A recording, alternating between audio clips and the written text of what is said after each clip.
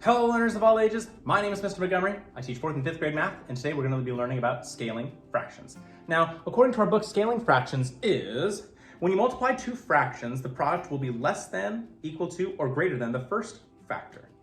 Now, that means that we need to determine or make an estimate of how our answer is going to be. Is it going to be less than, equal to, or greater than the number that we started with?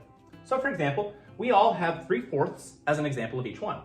And we have a half, a whole, and something that's bigger than a whole, or an improper fraction.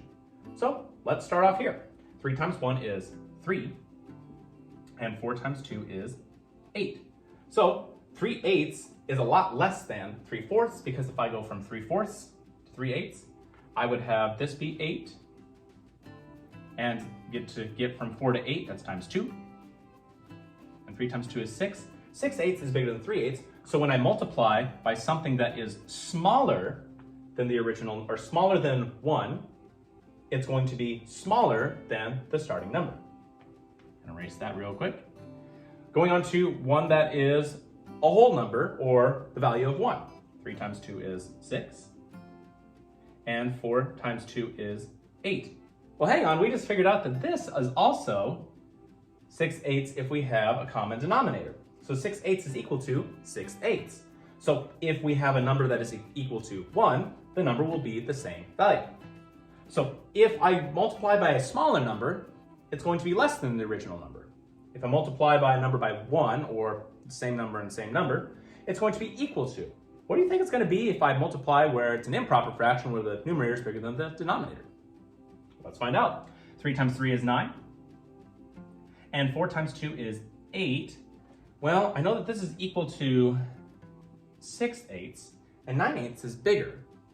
So I guess to say, if I have something that is less than the starting number, it's going to be less than. If I have something that is equal to 1, such as like 4/4, that is going to be equal to.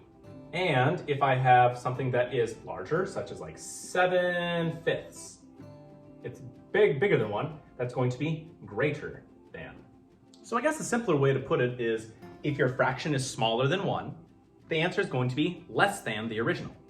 If your fraction is equal to 1 than your original, then it's going to be equal to the same number that you started with. And if your second number is going to be bigger than 1, then your product is going to be greater than the number that you started with. So let's take a look at 3 examples. I have 5/6 times 1/3.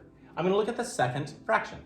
Is that less than 1, equal to 1, or greater than 1? It's less than 1. So the answer will be less than the number that you started with over here. If I take a look at 4/3, is that less than 1, equal to 1, or greater than 1? It's greater than 1 because the numerator is bigger than the denominator. So that means that if I solve this out, my answer is going to be greater than the number that I started out. And last but certainly not least, I have 1/10 times 7/7. Now, is that second number less than 1, equal to 1, or greater than 1? It's equal to, because I have the numerator and the denominator that are the same. So I'm going to put that it is equal to, because if I multiply these out, the value of my answer is going to be the same as the number that I started with. Now, these directions say, write a fraction that makes this first statement true. So I'm starting off with a half times, I need to fill in with a fraction that makes the statement that this side is going to be greater than a half. Well, we have a half and a half. So it cannot be equal to, because this side has to be greater. And it can't be less than, because we need this side to be greater than this side. So we need something a fraction to make this greater than. Okay, so I can pick any denominator, 6, and I need a number that's bigger than 6. Could be 9. 9/6. Well, let's just test it out.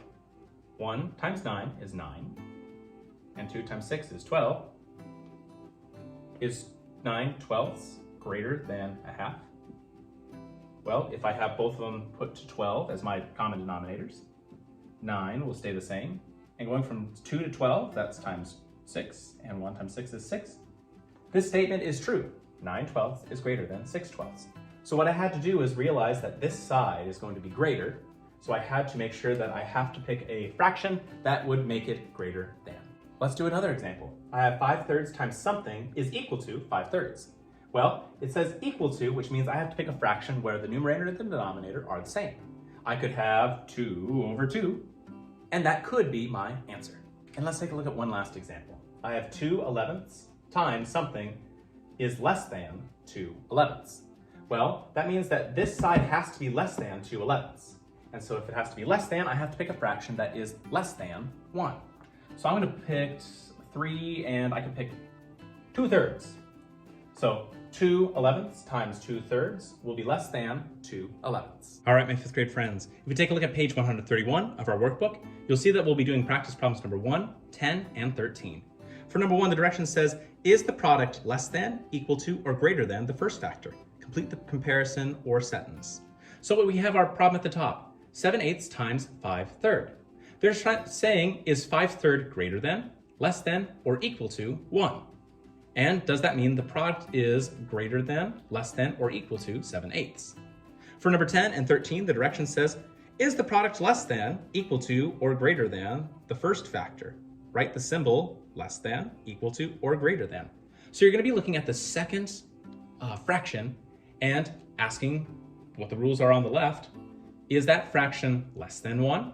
Is that fraction equal to 1? Or is that fraction greater than 1? And you're going to be telling me the symbol, is it less than, equal to, or greater than the number that you started for your answer.